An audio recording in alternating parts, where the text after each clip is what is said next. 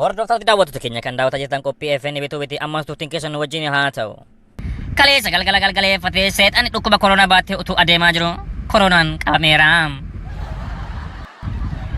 Addunyaa kanarraa seexannii fi ergamoonni seexana hundumti isaanii koronaadhaan qabamaniiru.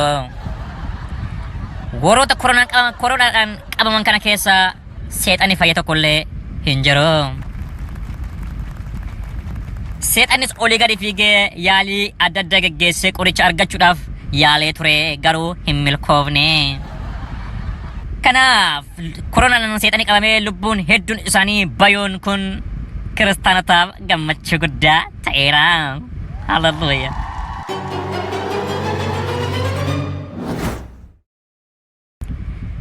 Oduu ispoortii kaleessa fiigichi geggeeffame magaalaa Jibbootaa keessatti fiigichi geggeeffame seexanni hedduun isaa fiigicha osoo fiiganii miilli isaanii cabuudhaan kufanii argamaniiru.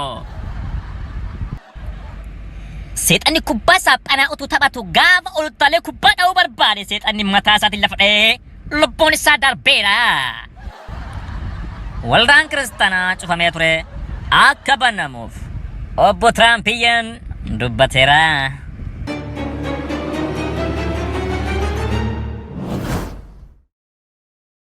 Mee akkamitti uummanni keenya koronaarraa of eeggachuu danda'a? Haala kamiin koronaarraa of eeggachuu dandeenya? Isin amma warri mootummaa uummata keenyaaf meeshaalee akkamii qopheessitanii? Beekamaadha koronaan addunyaa raaseera, dhaloota raaseera. Mee isin warri mootummaa keessa hojjetan kunniin dhaloonni kun dhukkuba koronaa kana jalaa akka ooluuf tattaaffii akkamii hojjetattanii? Yaada bareedaa kaaste. Ani fi warroonni na waliin mana mootummaa kana keessa jirru haala gaarii ta'een dhukkuba koronaa kana ittisuudhaaf hojjetaa jirra. Maaskiilee adda addaa hojjetaa jirra. Bakka uummanni ammoo haala danda'amaa ta'een harka isaa nyaata dura dhiqachuu qaba, nyaata booda dhiqachuu qaba, hirriba dura dhiqachuu qaba, hirriba booda dhiqachuu qaba. Akkuma meeshaalee tunneen harka keenya dhiqachuu qabna. Kallattii kanaan fageenya keenya eeggannee yeroo waa bitannus, yeroo nama waliin haasofnus fageenya keenya eeggannee waan hojjechuu qabnu tokko hojjechuu qabna. Kallattii kanaan koronaa ofirraa eeggachuun hin danda'ama jennee aniif warri mootummaa kun irratti walii gala. Tole yaada bareedaadha. Garuu mee gaaffii tokko dhumara isi gaafadha. Adde Bashuu garuu yeroo baay'ee warroonni mootummaa keessa jiran kun uummataan maaskii kaawwadhaa jedhanii hin haasa'u garuu ofii isaaniitti hin kaawwatani. Harka dhiqadhaa guyyaatti sa'aatii 24 jedhu garuu harka sa'aatii 24 hin dhiqatu warri mootummaa keessa jiru kun. Mee isa kana haala kamiin ilaaltanii? Haala kamiin uummata keenya hubachiiftanii? Mee Adde Bashuu nu ibsaa waan kana.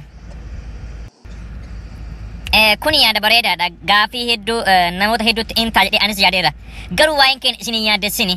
Nuti isiniif yaaddofna waan ta'eef waa'een keenya isin hin yaaddessini. Waa'een keenya akka uummata yaaddessuun barbaannu. Nu isiniif yaaddofna. Isiniif dhiphanna waan ta'eef waa'een keenya rakkoo qabu mana mootummaa jiraanna. Guyyaatti sa'aatii 24 nyaanna waan ta'eef sa'aatii 24 dhiqachuun hin barbaachisa. Kanaaf akkasitti jabaadhaa isin. Waa'ee keenya baay'ee hin dhiphatina. Uummanni keenya waa'ee keenya baay'ee hin dhiphatina. Isin garuu nu jabaadhaa. Korona kana booda akka wal agarreeti guddummaa waaqayyo wal wajjin dubbannu akka wal wajjin waaqeffannu waaqayyoon kadhadhaa cimsaati. Tole Adde Bashuu yaada bareedaa nuu kaaftanii.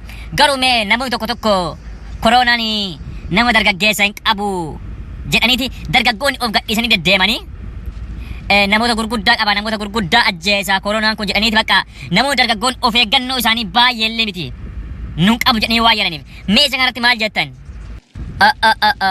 Hin dogongorina. Koronaan nama filataa hin jiru.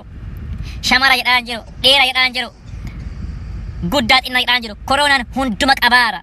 Kanaaf hin gowwoomina. Dargaggoon isin hin gowwoomina. Garuu wanti guddaan waaqayyoon kadhachuudha. Gara waaqayyootti boodha waan ta'eef waaqayyoon jabeessaa kadhadhaa. Wanti guddaan waaqayyoon kadhachuudha. Waaqayyo guutaan biyya keenyarraa akka dhukkuba kana kaasu, biyya keenyarraa dhukkuba kana akka balleessu waaqayyoon kadhanna. Harka wal qabannee tokkummaan waaqayyoon kadhanna. Harka wal qabannee gaafa isiniin jedhu harka wal qabadhaa isiniin jedhaan jiru ani. Tokkummaan jechuu kan kooti. Tole Adde Bashuu yaada baay'ee bareedaa naa kaaftee waaqayyo isaa eebbisu waaqayyo wajjinis haa ta'u nu jabaadhaa. Tole isinis eebbifamaa waaqayyo isin eebbisu nu jabaadhaa of eeggadhaa uummata koo of eeggadhaa uummata koo.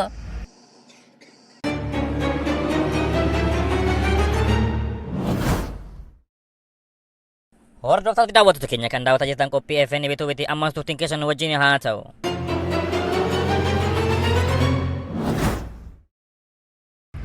Kaleessa galgala aadde Bashoon waa'ee dhukkuba koronaa dubbattee turte. Isheenis uummanni keenya harka dhiqachuu qaba.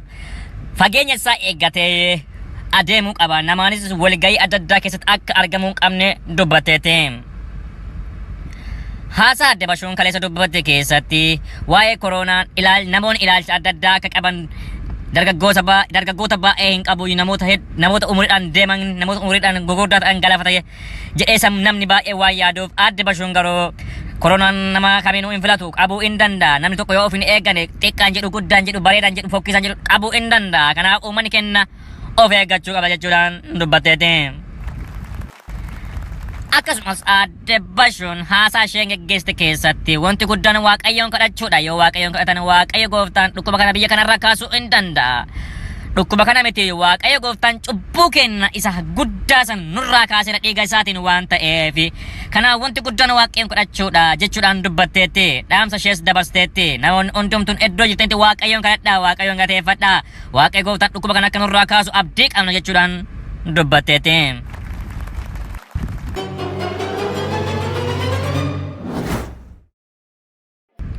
Pastor, ani garuu baay'ee yaaddaa. Mee waan tokko naan jedhame. Mee waan tokko na gorsaame. Maal naan jettan? Ana dargaggeessa kana maal jettan mee? Hin calliftanii beena galaa. Mee waan naan jedha? Ana jireenyatti ulfaate.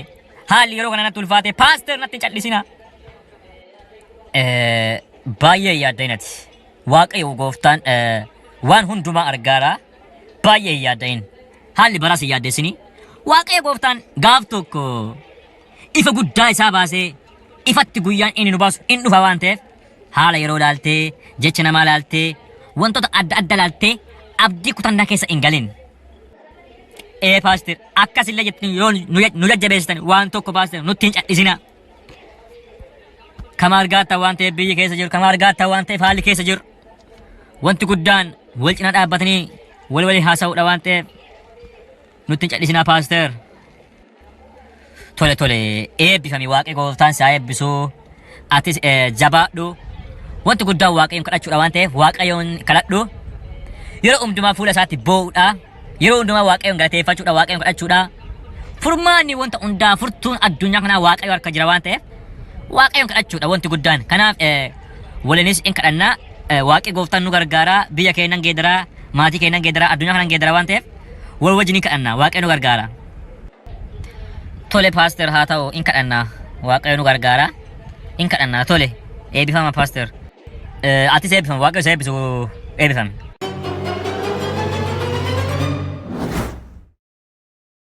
Kun kan daawwatamaa jiru ammatti qophii FNB Tuubii Stuudiyooti.